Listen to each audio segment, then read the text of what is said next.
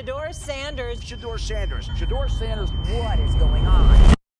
We are through rounds 1, 2, and 3 of the NFL draft, and Shedeur Sanders is still on the board. I definitely thought it was a possibility that he would drop out of the first round, but I never would have expected 5 quarterbacks to be taken before him, especially Tyler Shugg, Jalen Milroe, and Dylan Gabriel. Don't get me wrong, all those guys are talented, but Shedeur Sanders is better than all of them. In the 2024 season, Shedeur Sanders won the Johnny Unitas Golden Arm Award and was named the Big 12 Offensive Player of the Year. He also earned first team All Big 12 honors, and additionally, he finished 8th in Heisman voting. If you turn on his tape, you would see flashes of a first or second round talent. Mock drafts about 2 months ago had him going top 5, and in these past few weeks he's honestly dropped to the mid to late 20s. Now we're heading into day 3 and no analyst, coach, or player can tell anyone why this guy hasn't been drafted yet. The media seems to believe it has something to do with his social media presence, his ego, or maybe even his skill. An anonymous NFL coach had this to say about Shedeur Sanders: "The worst formal interview I've ever been in my life. He's so entitled. He takes unnecessary sacks. He never plays on time. He has horrible body language. He blames his teammates.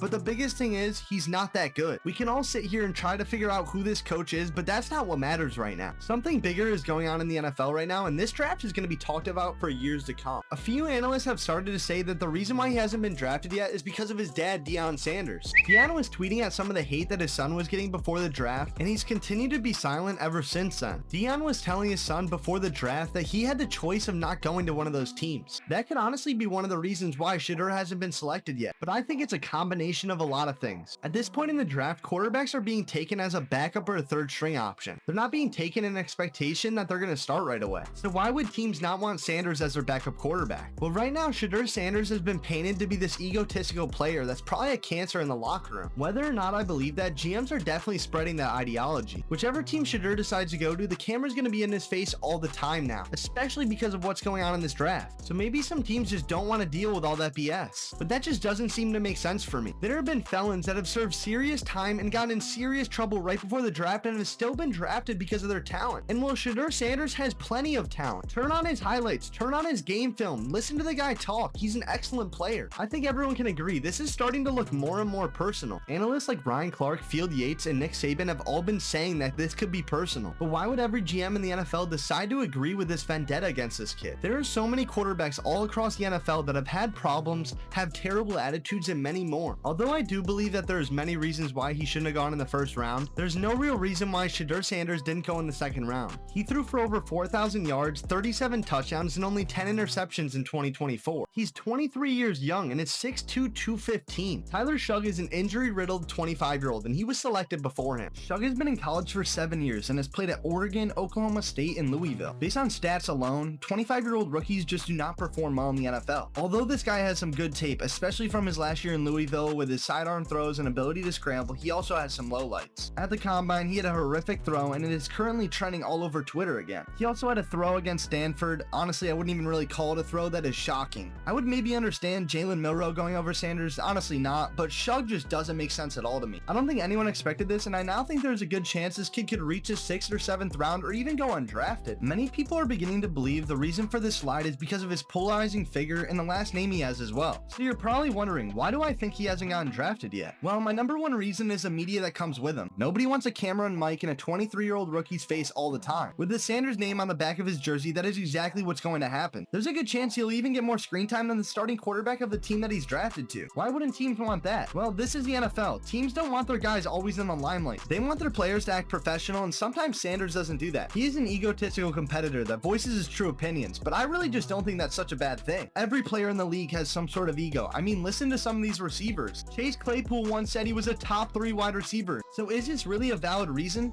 No. My second reason is the things his father Deion has said. Primetime said on a podcast a few months ago that Shedeur is going to go where he wants in the NFL. And although that doesn't sound too crazy, that's just not how the NFL draft works at all. Shedeur is not even close to the level of prospect Deion was when he was coming into the league. So this ideology and public statements definitely has made it easier for GMs to pass on him. Day 3 of the NFL draft is going to start in about an hour, so I think the wait to hear his name called is going to be over very soon. I could see teams like the New York Jets, Jacksonville Jaguars, Indianapolis Colts, LA Rams, Pittsburgh Steelers, and the Las Vegas Raiders all drafting him in rounds 4 through 7. I truly would be stunned if this lasts any longer, and I wouldn't even know what to think if Shedeur eventually goes undrafted. With the 144th pick, the Cleveland Browns select Shedeur Sanders, quarterback, Colorado.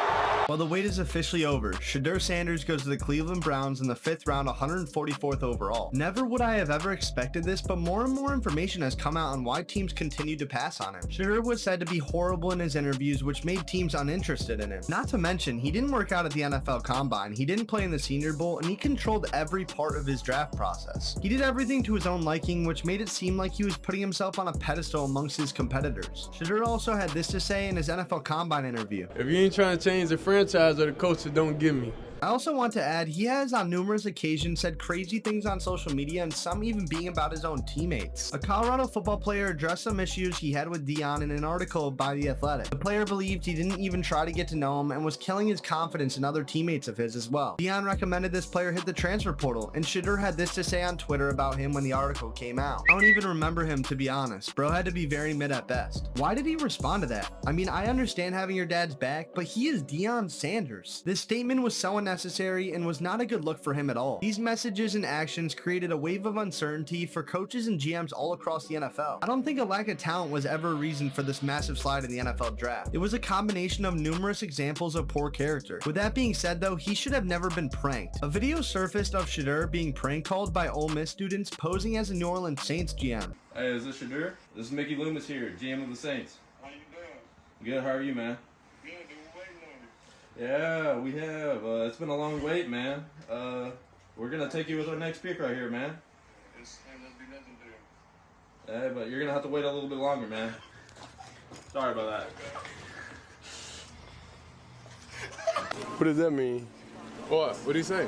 I don't know. He later after the call said that the number was used only for the draft process and nobody other than NFL teams had access to it. So obviously some people started to speculate that an NFL team had given out his number for this prank. It was later found out that a son of the Atlanta Falcons defensive coordinator was the one behind this prank. In all honesty, I am rooting for Shedeur to prove all the haters wrong. I honestly do believe he is a good kid with a good heart and is just not afraid to tell everyone that he thinks he's the best. Sanders has a chip on his shoulder now, and I'm honestly excited to see what his future in the NFL will bring. Comment what you guys think of this situation. Do you agree with me or not? Don't forget to like and subscribe. Thank you all for watching.